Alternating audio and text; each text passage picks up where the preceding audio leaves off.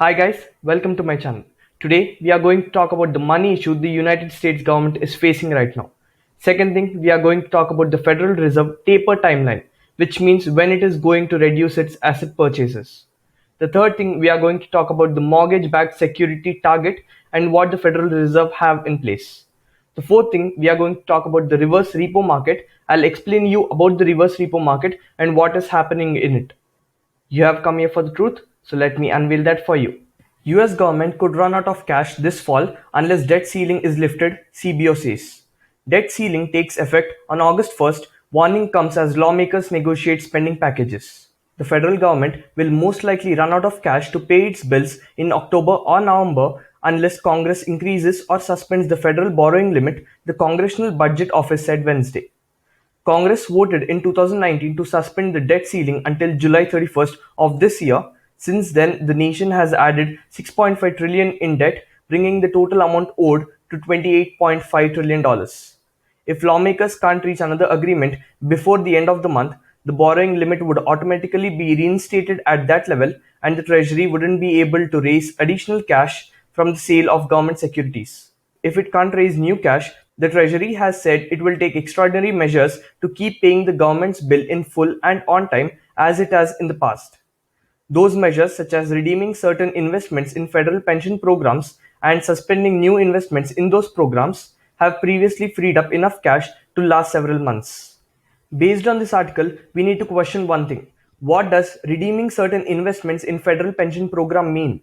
Before we get into that, first we need to understand what a pension plan is. A pension plan is a retirement plan that requires an employer to make a contribution to the pool of funds set aside for a worker's future benefit. The pool of funds is invested on the employee's behalf, and the earnings of the investment generate income to the worker upon retirement. So indirectly, they want to redeem these investments, and indirectly, it will hit the general population who are retired and they are unable to bear such burden at this point of time. Always remember that any government will first take care of themselves, and only when they are comfortable will they take care of their own citizens. So this indirect effect on the common people is very severe, and because of the government's fault, it is becoming a burden for the common man. Look at the chart, everyone. This is the M1 money stock, which is the amount of money supply present within a country. Right now, the United States government has a money supply of 19.22 trillion, and you can clearly see in this chart that it has grown from February 2020 at 4.02 trillion to 19.22 trillion within just 1 year. Even though the money supply has increased drastically, the US government is running out of cash, so you need to understand the amount of spending it has done during such uncertain period. Now the next thing we are going to talk about is taper timing. Fed ramps up debate over taper timing. Officials are said to consider tactical planning at next week's meeting over how to reduce asset purchases. Federal Reserve officials are said to accelerate deliberations at their meeting next week over how to scale back their easy money policies amid a stronger US economic recovery than they anticipated 6 months ago. Fed Chairman Jerome Powell has said their discussions are focused on two important questions: when to start pairing their monthly purchases of $80 billion in treasury securities and $40 billion in mortgage-backed securities, and how quickly to reduce or taper them. The answers matter greatly to financial markets because Fed officials have said they aren't likely to consider raising interest rates from near zero until they are done tapering the asset purchases. Some officials have discussed concluding the purchase around October 2022 so they could lift interest rates later that year if the recovery is stronger or inflation is higher than now anticipated. So just understand that the Federal Reserve is particularly emphasizing of the tapering effects on the financial market, and they are not emphasizing on the inflation crisis or the burden on the common man. Before we get into the next article, I want you to understand what a mortgage-backed security is. A mortgage-backed security is an investment similar to a bond that is made up of bundle of home loans bought from the bank that issued them. Investors in MBS receive periodic payments similar to bond coupon payments. Mortgage-backed securities turn a bank into an intermediary between the home buyer and the investment industry. The bank handles the loans and then sells them at a discount to be packaged as MBS to investors as a type of collateralized bond.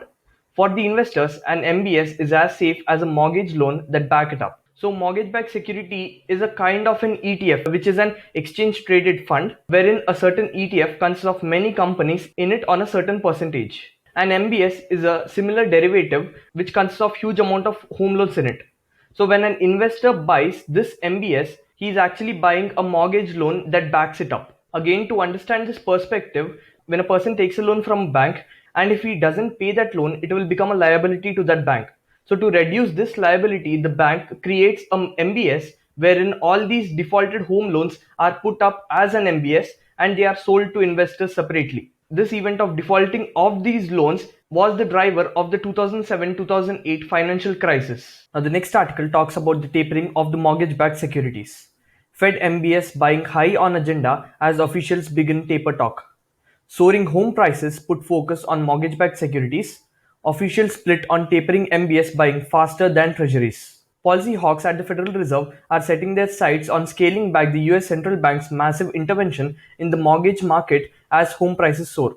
But the Fed leadership doesn't sound convinced by the argument in favor of the hasty exit strategy. Just look at the chart, everyone. This chart showcases the percentage year-over-year growth of home prices. The National Home Price Index have increased 14.6% with a change from a year ago. This rapid growth is equivalent to the growth that we have seen between the years of 2006 to 2008. This clearly showcases that the housing market is in a bubble and the buying of mortgage-backed security is right now a risky strategy. The next chart talks about the Fed purchasing of trillions of dollars of treasuries and mortgage-backed securities. The black one is the treasury and the red one is the mortgage-backed security. The amount of treasuries the Fed hold are equivalent to $5.24 trillion and the amount of MBS they hold are $2.42 trillion. This corresponds to the amount of buying they have been doing in terms of treasuries and mortgage-backed securities since the past 1 year. Fed watchers are about evenly split on which path policymakers will choose, with slightly more than half expecting them to taper MBS purchases faster. Fed Governor Christopher Waller and the president of the Boston, St. Louis, Kansas City, and Dallas Fed banks have all suggested in recent public remarks that such a course of action may be appropriate. Right now, the housing market is on fire.